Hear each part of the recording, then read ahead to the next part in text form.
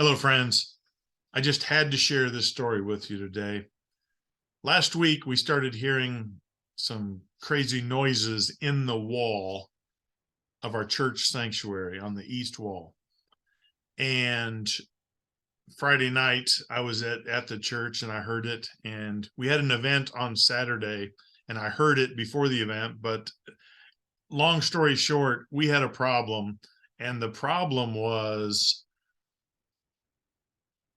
that in that east wall of the sanctuary, there was an animal trapped, and it sounded sometimes like a badger or a bird. Something was in there making a lot of racket. So we assumed it was a bird or a squirrel. I talked with Adam Stewart, who's a dear friend, and he is one of our techs, and he's also a Marine. And when I talked to him about the problem, we talked about few different options about getting it out. Well, after this Saturday event that we had, he got up there on a ladder and looked down into the wall and saw this. And he said, it's a bird. It's trapped in the wall. He found it. And he said, it can't get out. And I talked to him about a few different options, but there's the bird next to the red arrow. I told Adam what my solution was, and that was getting a BB gun and just putting it out of its misery. And he said, no, we can come up with something that's better than that. And he came up with an idea and he started building it. And I kind of laughed at it. I said, what? And I was talking with Pastor Woody and we were both like, I said, hey, if you can do that idea, I'll give you $1. And Woody said, I'll give you $1 too. And Adam was like, just $1? And I said, okay, I'll give you $10 if you can do that. If that idea works, I'm going to pay you $10. And it was kind of funny. We were joking around about it. And then Adam went about a creative process of building a cardboard, whatever you want to call it, an elevator, a lift, a trapeze, whatever this thing is called. Adam designed this, and there's a little bit closer look, and he even had a weight on one end. And after evaluating the problem and thinking it through, he said, I'm going to lower this down. I'll get the bird to stand on it and I'll pull it up and I'll grab it and we'll turn it loose. And I was like, I was definitely laughing. I said, I don't think there's any way this is going to work. But Adam was thinking outside the box. He was using creative problem solving, and he worked the problem.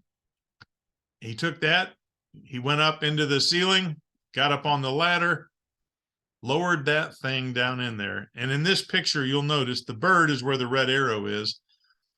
And just to the right of it is this cardboard contraption that he made. And you'll notice the strings running down the side of the wall.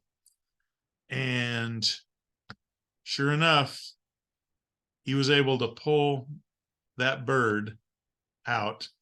And he got that bird to stand on that thing and pulled it up the wall, grabbed it with his gloved hand. There he is in the hallway. He had a pen light in his mouth so that he could work both his hands and still see what he was doing. Took it outside and turned it loose. There it is in the grass. There's Mr. Bird. We didn't name it. We just turned it loose. But there's 5 key points that I wanted to share in this story. One, there will be scoffers. I was scoffing. I was like, that idea, I don't think that idea will ever work. But okay, man, if you could do it, rock it. I held the ladder for him. And sometimes you have to stop and reflect on the problem. And you have to allow out of the box thinking, truly out of the box thinking, to drive your course. You have to work the problem. And as the Marine Corps way, improvise, adapt, overcome. And I don't know if Adam learned that skill set in the Marines or if he brought that into the Marines, or but I know he worked it just like that. He thought about the problem, he improvised, he adapted, he figured out a way to make it work. And I thought that was just a fantastic story. I also was talking to Pastor Woody, who talked about this in his sermon on Sunday. But it truly is like mankind was trapped in our sin.